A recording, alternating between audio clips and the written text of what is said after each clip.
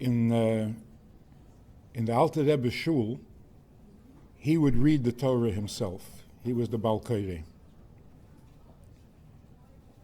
One year he was out of town, and somebody else read the Parsha of the curses.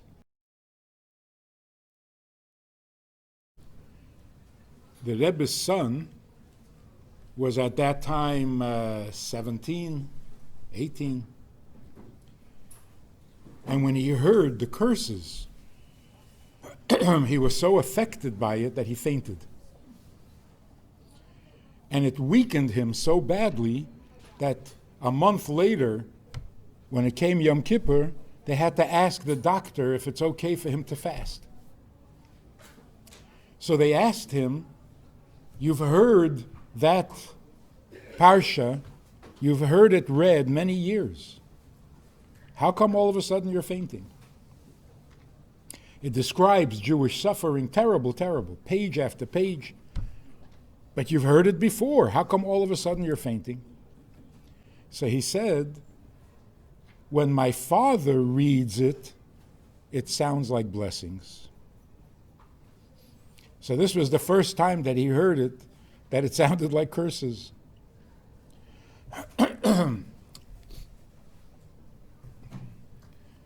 When you hear your father, then no matter what he says, it sounds like blessings. To children, what you say is not as important as how you say it. So sometimes you can tell a child criticism, that you're angry, and they love it. And sometimes you give them a compliment and they hate you. It all depends on how you do it.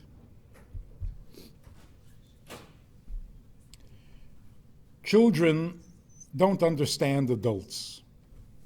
Naturally, makes sense. So when an adult speaks to a child, the child tunes out.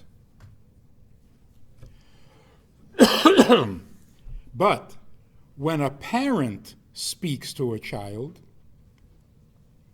that's not only good, it's a blessing. So you have to sound like a parent, never like an adult. What is the difference? So there's another story of the previous Rebbe, the Friedman Rebbe.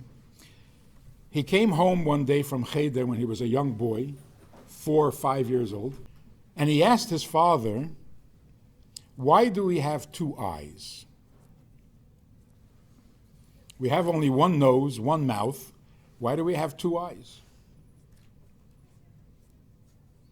So his father thought about it. This is how he tells the story. His father thought about it, and then he asked him, "Do you know the difference between the letter Shin and the letter Sin?" He said, "Yes. The letter Shin has a dot on the right side, and the letter Sin has a dot on the left side." So his father said to him, "The 2 dots, those are the 2 eyes. When the dot's on the right side, then it's a strong sound, Shin. When the dot's on the left side, then it's soft, Sin. The right eye, the strong eye, you look at another Jew. The left eye, you look at candy. Candies.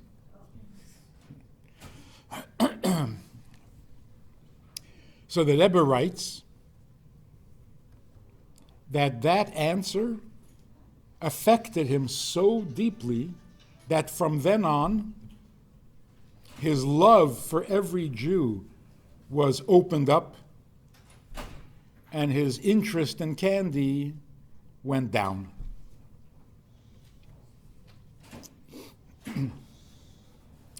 When I read this as a teenager, I asked one of my teachers, How come it had such an effect? If you try, call your children and say to them, do you know why we have two eyes?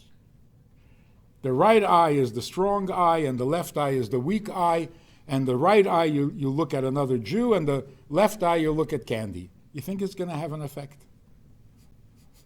Your kid is going to wait till you're finished, and he's going to say, can I go now? Why did it have such an effect on the Rebbe? So of course you can say, well, he was a Rebbe.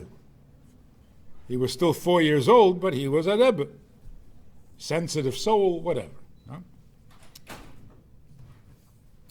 My teacher said to me, do you think that his father came up with the answer at that moment? Why does the Rebbe tell the story and he says that his father thought about it? Why is that important? His father's answer was something that the father wanted to tell him already for a long time. And he was waiting for the right moment. What does it mean that one eye is strong and one eye is weak? Scientifically, biologically, why do we have two eyes? Depth perception. One eye is strong, it sees further. One eye is weak, it sees closer. So you get a sense of depth. Close, deep, shallow. The Rebbe was saying to him, the reason you have two eyes is that you should know the difference between something deep and something shallow. For example, a Jew and a candy. His father wanted to tell him this already for a long time, that not all things are equal. Some things are deep, some things are shallow. But he was waiting for the right moment. When his son came home and asked why we have two eyes, the Rebbe put the message as an answer to that question. But it was something he wanted to tell him anyway. What we learn from this is two things. First of all, when he gave that answer, he sounded like a father, not like an adult. Why? An adult does not prepare what he's going to say to a child. If a child is sitting next to an adult in shul and he's not behaving, the adult will say something. It's not prepared. It's not thought over. Only a father or a mother would have something they want to tell the child and they're waiting for the right minute. In other words, a father says to the child what he already prepared, premeditated, intentional, with a plan. You see that the child needs to hear something, needs to learn something, so you prepare how you're going to say it, and then when you say it, you don't sound like an adult, you sound like a parent. Somebody asked a while ago, is it okay to spank your child? I said, sure. But you have to make a list now. What are you going to spank your child for? Make a list and put it on the refrigerator. When you get angry at your child, check the list. If it's not on the list, you can't spank him. So the people sat there thinking. And then they said, can't think of anything to put on the list. When you're not angry, when you're in a good mood, what are you going to spank your child for? What could be so terrible you have to spank him? Only when you get upset and angry, all of a sudden, it makes sense to spank. So always with a premeditated plan. That's the first thing. The second thing we learn from it is that no matter how smart, no matter how good your message is, if it's not the right time and it's not the right setting, you're wasting your time. No, it's worse than wasting time. Your child gets used to not listening to you. When you say things that don't have a positive effect, it's training the child to tune you out. They don't listen. That's why you never tell a child what they should do or shouldn't do when they're upset, crying, angry, because they're not listening. So if you speak to them when they're upset, you're just reinforcing their ability to tune you out. So as soon as you start talking, they switch off, even though you're saying something beautiful. So this is what we learn from the story. The Rebbe wanted to tell his son something about deep and shallow. He waited. For what? For a moment when the child is most receptive. When is the child most receptive? When they ask a question. Like by the Seder. How do you tell your children the story of Yetziat Mitzrayim? First get them to ask a question, or 4 questions. Then they're listening. Then what you say will have a powerful effect. So, if you see your child do something wrong, and you want to say something, wait. Wait. At least a few hours, or a day, depending on the age of the child. Can you imagine? You're sitting by the table, eating dinner. Everybody's in a good mood. Everybody is enjoying. And you turn to your 10-year-old and you say, you know, yesterday, when you did what you did, not good. That's not right. You're not supposed to do that. Your child's reaction is going to be so positive. You're criticizing. They love it. Why? You remember what I did yesterday? You've been thinking about it all day? It's such a compliment. I was on your mind since yesterday? You noticed what I did? That's sounding like a parent. So, rule number 1 in disciplining children, don't discipline when they're misbehaving. Discipline when they're in a good mood, when they're enjoying their dinner.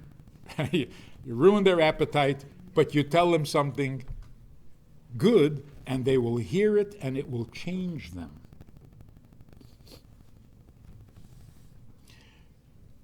You know, we live in Minnesota.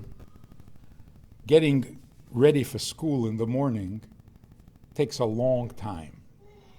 You have to put on your snowsuit, you have to put on your boots, you have to put on your mittens, you have to put on the scarf, you have to put on the hat, and usually the boots are wet from yesterday, so the shoe doesn't slide in. It's hard to get the shoe into the boot. So we invented a whole system. You put a plastic bag on the shoe, and then you slide it into the boot. So one morning, my 8-year-old was trying to get his shoe into the boot, and it was not going. And it's late, the bus is coming. So he's getting a little frustrated, and I hear him say from the front door, I hear him say, I can't get the stupid shoe into the boot. So I said, if the shoe is stupid, I don't mind, as long as the person wearing it is not stupid. 4 days later, his friend was over, they were playing, and the friend said, they were making a puzzle, and the friend said, I can't get this stupid piece to fit in. And my son said, The peace is okay if it's stupid, as long as the person who's doing it is not. When they hear you, it lasts. It becomes part of their life. It becomes part of their thinking. So, rule number 1, don't discipline when you catch a child red-handed doing something wrong. Wait. 2 things. When you wait, when you talk about it the next day, it's without anger. You're not reacting. You're not threatening because you're not threatened. You're calm. Number 2, you've had time to think how you want to say it. So always discipline when a child is in a good mood, which means when they're listening. Otherwise, who are you talking to?